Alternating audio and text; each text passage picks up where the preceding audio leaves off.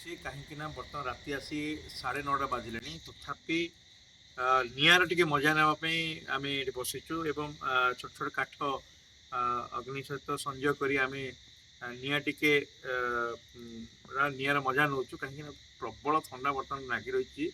ସାରା ରାଜ୍ୟରେ ବର୍ତ୍ତମାନ ଥଣ୍ଡା ଟିକେ ବଢ଼ିଯାଇଛି।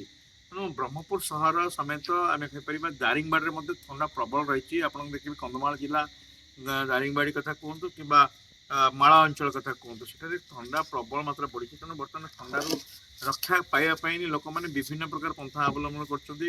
ଆପଣ ଦେଖିବେ ରାସ୍ତାଘାଟ ପୁରା ସୁନସାନ ହେଉଛି, ମାର୍କେଟ ମଧ୍ୟ ସୁନସାନ ହେଉଛି କାହିଁକିନା ଏତେ ଥଣ୍ଡା ପଡ଼ୁଛି।